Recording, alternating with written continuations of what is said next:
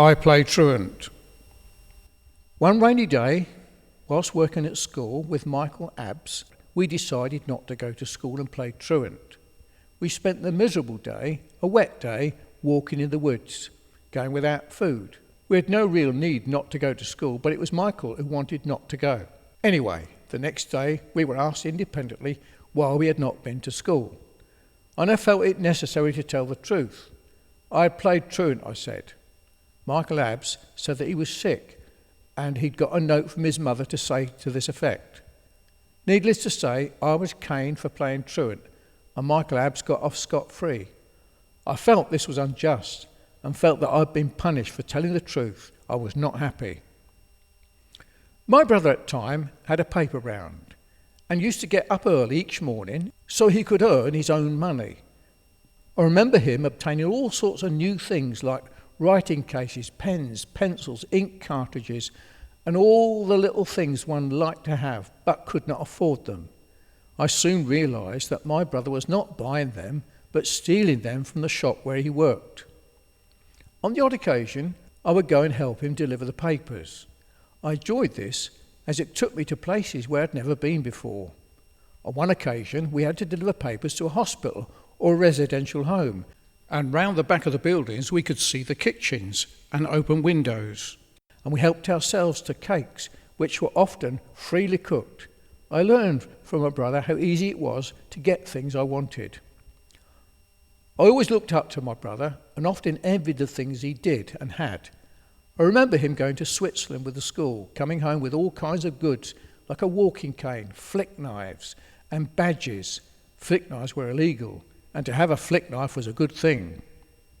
My brother soon got into bows and arrows, and air rifles and pistols, catapults, swords, sheath knives, which seemed good to me. In fact, we used to hide all these weapons under the floorboards in our shed, which was at the bottom of our garden. At this time, I remember my mum and dad buying me a new bike. It was a red Californian with curved crossbars. I thought it was great and was ever so pleased with it. One day, the bike went missing, and I knew someone had taken it, so I was very upset. When I went looking for it, I noticed up the road an accident had taken place, as there were cars stopped and people milling around. To my horror, I saw my nice new bike crumpled and laying at the side of the road. The boy who had taken it had been knocked off the bike and was lying in the road awaiting for an ambulance, and everyone was trying to take care of him. I thought to myself, never mind about him, as he'd stolen my bike, but look at my new bike all bent. I was very upset. No one, however, took any notice of me, neither were they concerned about my bike being damaged. The boy's name was Michael Abbs, and we had been friends until recently, and I seem to remember he had his legs broken in the accident. My interest in radio, which is now called electronics, started the day I heard a crystal set operate. I must have been 10 or 11 years old.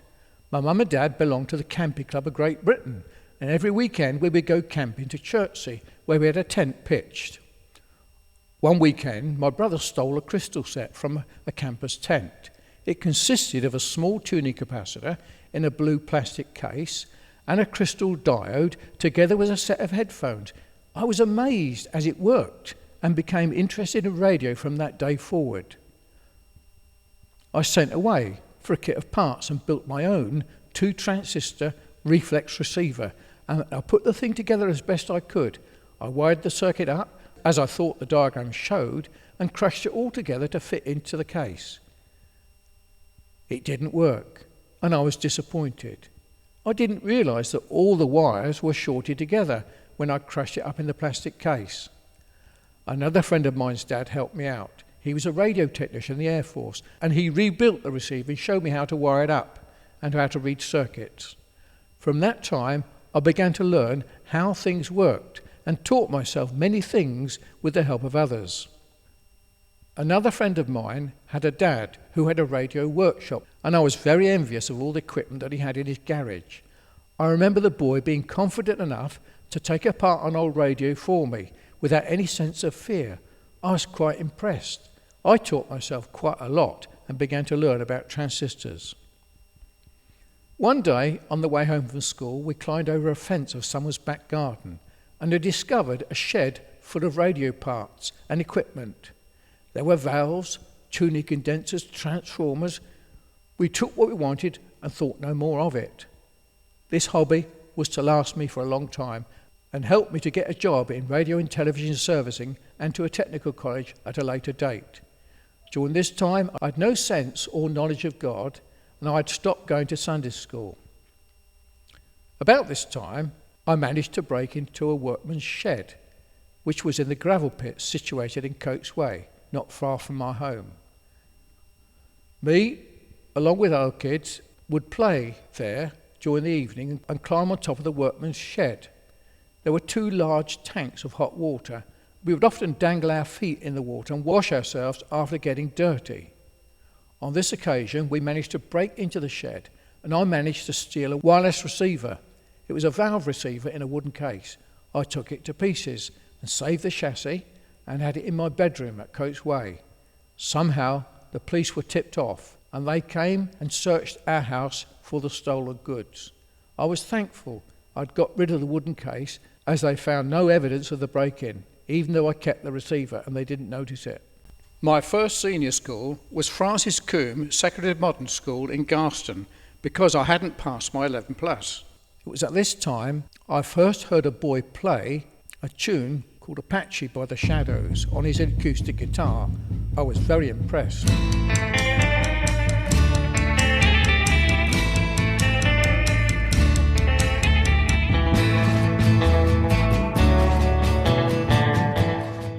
Michael had already started this school and did well at cricket, boxing and basketball. I was not good at any of these things, but rather interested in my radio hobby, which led me to trips to London on the train from Watford Junction to buy components in Tottenham Court Road. I soon learned that my brother had a reputation at school as a boxer, and I recall attending the school competition for sports, and Michael won the boxing at an event. He would have been in about the 4th year, ready to leave school. On that occasion, my Uncle John and Dad were there.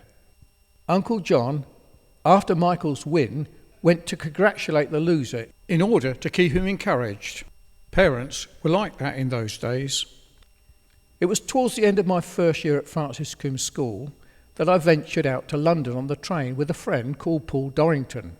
This was to visit second-hand electrical shops to buy radio parts. I loved visiting Tottenham Court Road for this purpose, and it was one of these visits that we stumbled across Soho and noticed the strip clubs. These aroused our curiosity. Paul and I plucked up the courage and paid to go in and sit at a table. We could see a nude lady sitting in a chair, and we were given sketching pads and pencils encouraged to draw her picture. I felt I was growing up. Afterwards, we paid 1 or 2 visits and became wiser. When we moved to Wilston, a village near Tring in Hertfordshire, my radio and television hobby helped me pass the time and kept me out of too much trouble. Our move to Wilston. In 1961, we finally moved to Wilston, a village near Tring in Hertfordshire. And Michael and I went to Tring Secondary Modern School called Mortimer Hill. I can remember my brother wearing winkle picker shoes, and some of the girls from the next village couldn't help but say, "Oh, look at those shoes." They were just different, and I suppose they felt threatened. It was during this time that I taught myself more about radio and amplifiers and became absorbed in my hobby. I met a man in the village called Truant, who was a man who knew about televisions and radios, and he gave me a lot of help. He taught me about valve amplifiers and allowed me to build a power amplifier from all the spare parts that he had. It was a push-pull amplifier using PX4 valves and a triode driver. I had to rewind the driver and output transformers in order to get it working. I learned a lot from Truant Turney. On one occasion, I was able to connect a microphone up to my amplifier, and I directed the speaker out of my bedroom window and spoke to people outside our shop. On this occasion, I saw a woman in her garden called Ethel, and I called out with the amplifier as loud as possible, saying, "Ethel, Ethel, I'm watching you." I heard many years later that she thought it sounded a bit like God speaking to her from the sky. To occupy myself, I made things of interest. I made a cart with a large wind sail. a pair of stilts, and all the kids in the village wanted a pair. On one occasion, I made an electric shock machine with an ignition coil and a battery, and a mechanical vibrating mechanism used in an electric bell. I tested it out on the kids in the village by getting them to hold hands in a circle, and one kid at each end of the circle held the electrode. When I switched the machine on, they all got a sharp electric shock. It was a success. I later had a visit from the local policeman, as I'd stolen a shotgun from an old barn and brought it home. When I showed it to my next door neighbour, he recognised the gun and realised who it belonged to, and he must have informed the policeman to get it returned to its owner. Whilst at Truant School, a friend of mine, Duncan Miller, found a baby fox cub in the wood, and I wanted to keep it, so I took it home. Unfortunately, my grandma, who'd come with us to stay for a short while, freaked out when she saw it, and she was frightened. And to my dismay, my brother killed it, and to this day I felt this was very callous.